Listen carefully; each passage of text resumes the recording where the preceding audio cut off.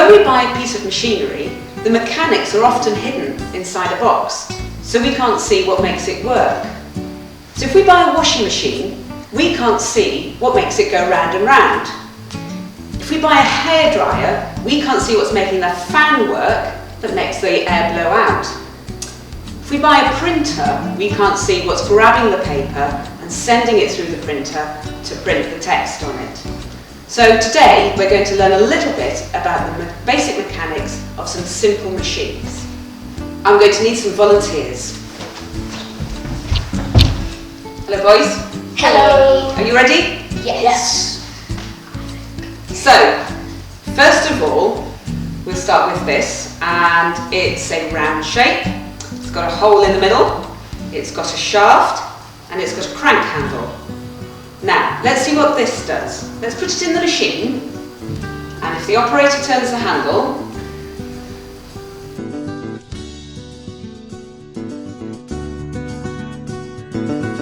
what's happening with this? It's turning round and round. It's turning round and round.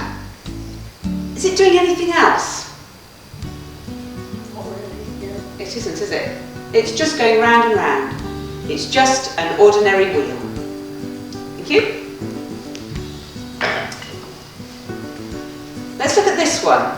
It's round, it's got a hole, it's got a shaft and a crank handle. But it's not quite the same as the one that we had before. How's it different?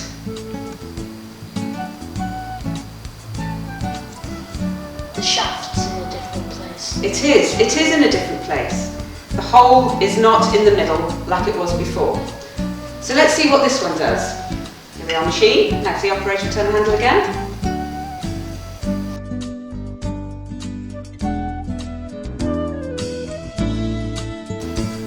Now, what's happening this time? It's a little bit different to the one we had before. What's happening this time? It's going up and down. It's going up and down and And round and round. What would happen if we put this on a car?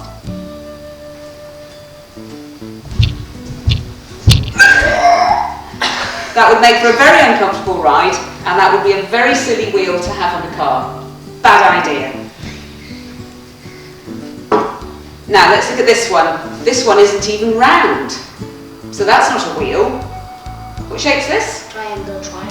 It's a triangle. It's got a hole in the middle. It's on a shaft, and it's got a crank handle. So let's put this one in the machine and see what it does.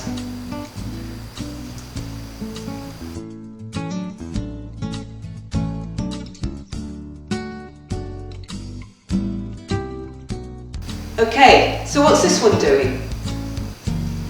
It's going round and round. Okay, what else is happening?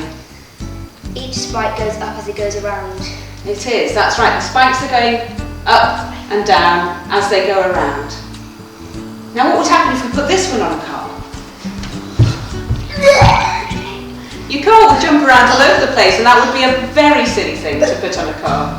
It's not going to work at all, is it? So these are no good as wheels. So what are they? What can we call them? They must have another name. Cams. Cams, that's right, they're cams. Now cams do two things. They go round and round and up and down. Now if we go back to the ordinary wheel, let's see if we can do something else with this. Now let's put it back in the machine and turn it round. Now look, if we put another wheel on top of it, now what's happening to that?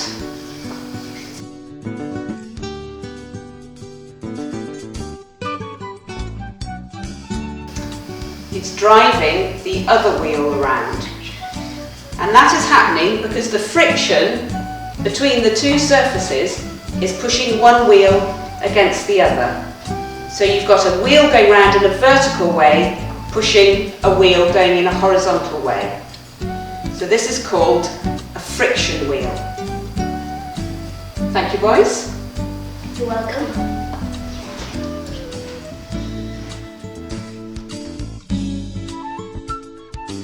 So now we're going to look at some of our Timberkit models and see if we can identify the parts that we've just learned about. So we have Pirate Panic here, fighting his octopus.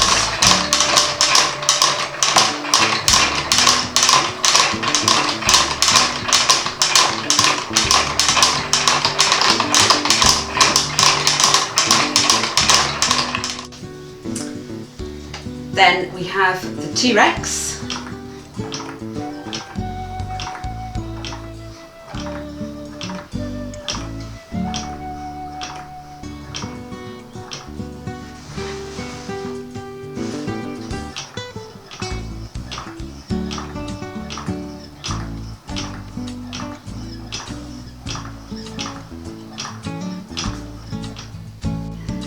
And we have the drummer.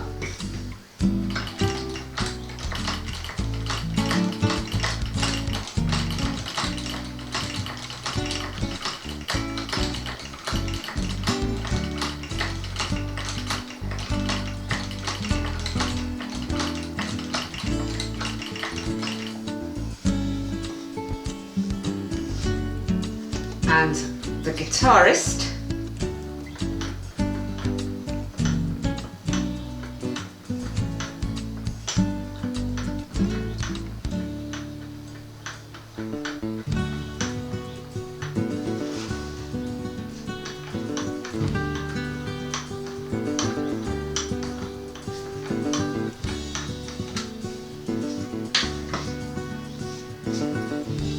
And the kissing couple.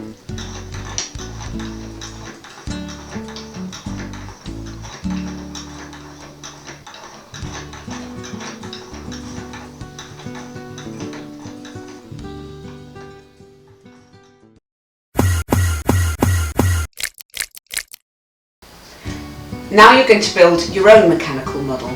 You can choose between a few different movements that we explored in the basic mechanisms we learnt about in part 1. So you can choose to use a round and round motion like this. You're going to need an ordinary wheel on the drive shaft and a friction wheel sitting on the top of it just to one side so that it pushes it round and round.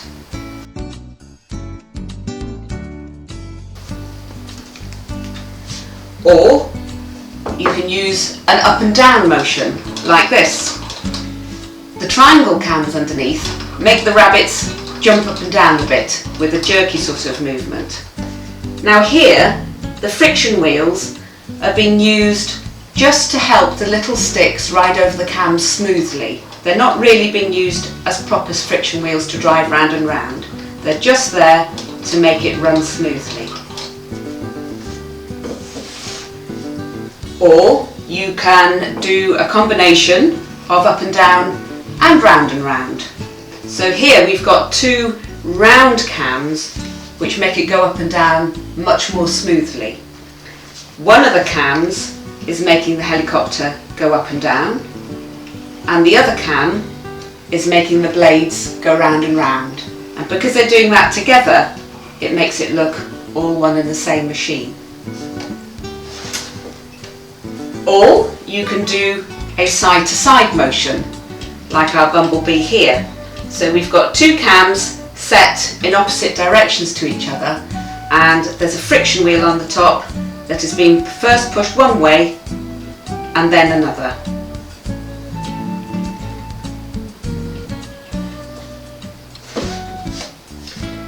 So here we've got two side-to-side motions in the same model, making the little toad's eyes swivel backwards and forwards together.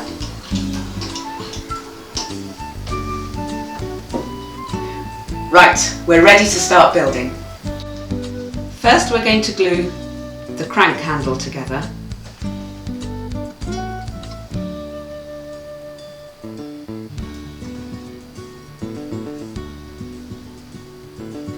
Like this. Try and get it nice and straight, and then put it to one side to dry. So take the base and glue the little pegs into the holes.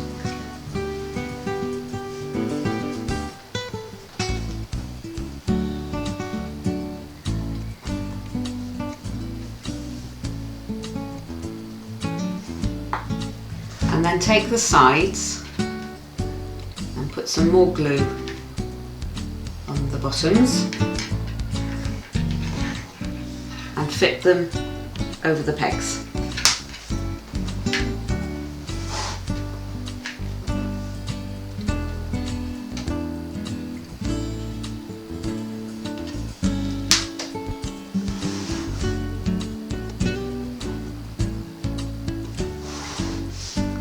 And take the top, put glue on there, and there, and place over the top like that, and then put it to one side and let it dry. Okay, when everything's dry, push your drive shaft through the side and choose which cam or wheel you're going to use to get the movement that you need. Push it onto the drive shaft and keep going all the way through until it comes out the other side. Now have a think about which hole you want to choose in the top for your model to move from, and just test with a stick that you've got your cam in the right place. Then with a pencil, just mark either side of the cam on the drive shaft and move it to one side and put a blob of glue between the marks. Then move the cam back into position and twist it a bit as you go so the glue spreads all the way around. Now the last thing is this little piece here is going to go on the end to stop the drive shaft from falling out. So let's put a bit of glue inside and pop it on the end there. Not too tight, otherwise it won't be able to turn freely. So it's just to keep everything in its place. And then leave that to dry. Okay, now you're ready to start thinking about the model that you're going to put on top. It can be useful to start just with drawing and cutting simple shapes out of paper or card, or you can think about using all sorts of different materials, such as this spider here who's made out of fuzzy balls and pipe cleaners, and we have a peacock who's been made out of plasticine and feathers. But you can choose all sorts of different materials. You can use fabric or tissue, you can use paint, glitter, anything that takes your fancy. So let your imagination go and have fun.